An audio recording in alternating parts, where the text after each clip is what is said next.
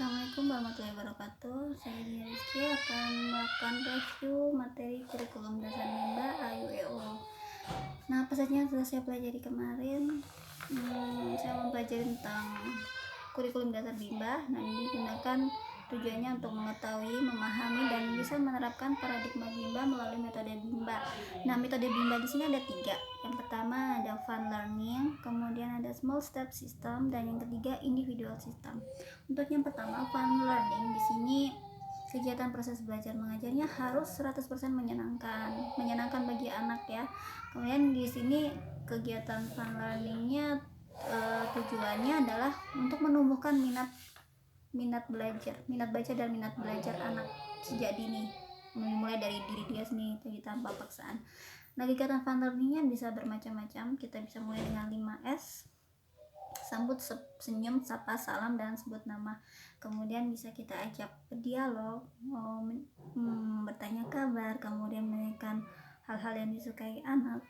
Kemudian yang ketiga ada bernyanyi. Jadi di sini ada lagu Bimba, kita bisa bernyanyi bersama-sama. Kemudian ada bacakan buku cerita, kemudian bisa mendongeng atau bermain sambil belajarnya juga ada.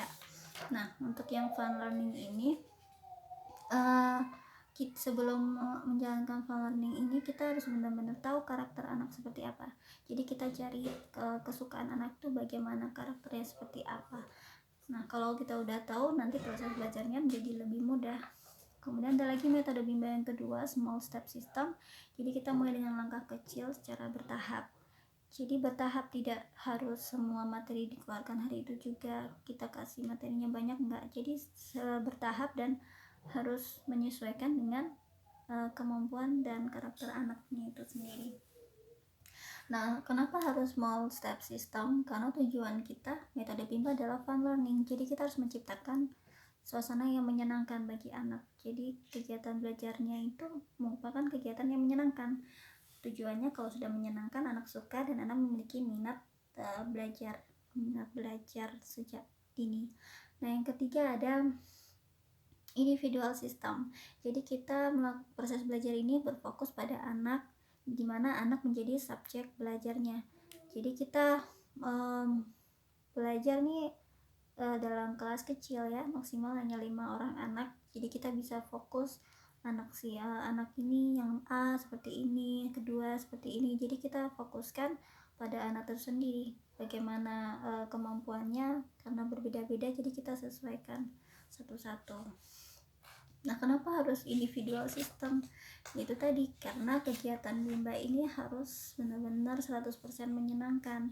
Jadi kita pakai sistem individual sistemnya ini. Jadi secara personal ya.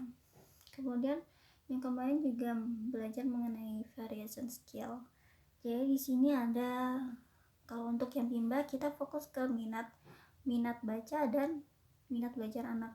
Jadi kegiatan prioritas kita adalah melatih anak membaca, jadi membaca modul Bimba seperti itu. Kemudian untuk kegiatan selingannya kita bisa mewarnai, menggambar, kemudian ada menarik garis. Nah, seperti itu. Nah, untuk yang sekarang karena ada Bimba interview, jadi secara online, jadi tetap metode itu tetap bisa diaplikasikan meskipun kita tidak tatap muka langsung. Seperti itu yang kemarin saya dapatkan ilmunya. Terima kasih, sekian dari saya. Wassalamualaikum warahmatullahi wabarakatuh.